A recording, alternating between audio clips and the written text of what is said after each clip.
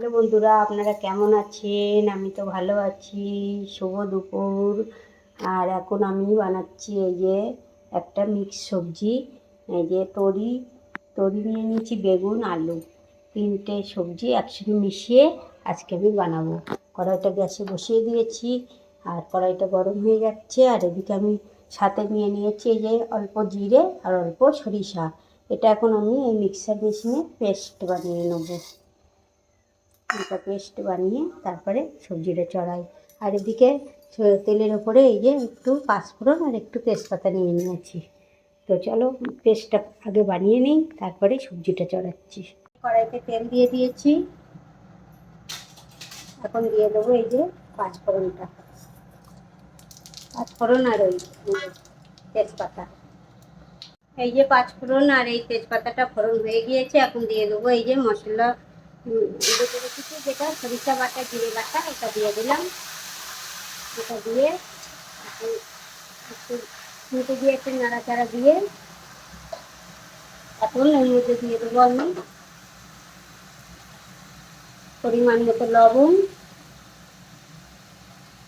আর হলদি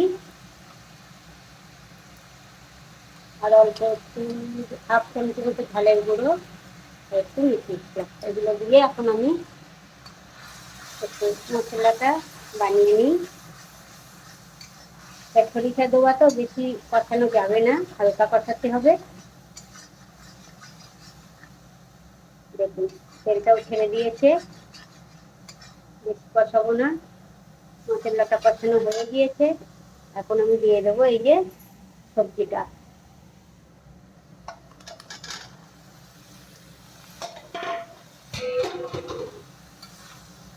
সবজিটা দিয়ে এখন একটু ভালো করে নাড়াচাড়া করি। সবজিটা নাড়াচাড়া করে একটু থালা দিয়ে ঢেকে দিতে হবে।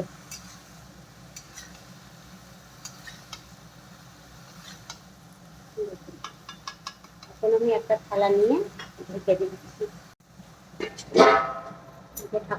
ঢাকা দিয়ে দিলাম।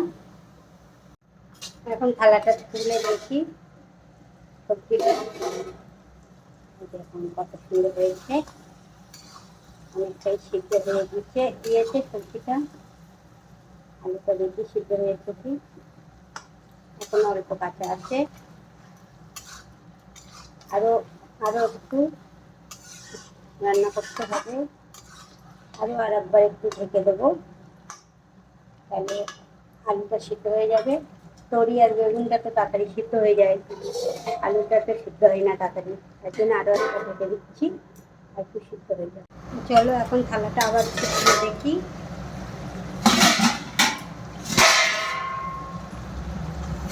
এই যে দেখুন কত সুন্দর হয়েছে। এখন আমি এর মধ্যে অল্প চিনি দিয়ে দেবো, আর এই যে মিক্সার ধোয়া একটু জল ছিল, এই জলটা দিয়ে দিলাম। এখন এবার এটা ভালো করে একটু একটু ঝোল ঝোল করে রান্না করব, একটু বেশি শুকনো করবো না, তার জন্য মিক্সার ধোয়া জলটা দিয়ে দিলাম। মশলা আলুটা প্রায় সিদ্ধ হয়ে গিয়েছে। এখন এই সবজিটা ঢেকে ঢেকে বেশি বানাতে হয়, এখন একটু ঢেকে দিই, তারপরে হয়ে। তো চলো এখন থালাটা ভালো করে দেখি। দেখুন তরকারিটা প্রায় হয়ে গিয়েছে, দেখুন কত সুন্দর সাদা সাদা তরকারি হয়েছে, হলুদ হলুদ। এরকমভাবে আপনারাও বাড়িতে একবার বানিয়ে দেখবেন। তরি আর বেগুন আর আলু নিরামিষ তরকারি বানিয়ে দেখবেন, কত সুন্দর হয়। পাঁচ তরকারিটা এখন হয়ে দিচ্ছে, এখন আমি এর উপরে অল্প করে সর্ষের তেল, কাঁচা তেল দিয়ে দেবো, ব্যাস আর কিছু না। আগে তো চিনি দিয়েছিলাম, এখন একটু তেল দিয়ে দিলাম।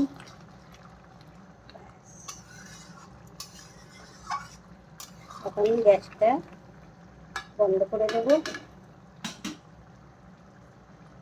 যে গ্যাসটা বন্ধ করে দিলাম, থালা দিয়ে তরকারিটা ঢেকে দিলাম। এই কাঁচা তেলের গন্ধ কিন্তু তরকারিটা হেভি টেস্ট লাগবে খেতে। আপনারাও বাড়িতে এরকমভাবে বানিয়ে দেখবেন।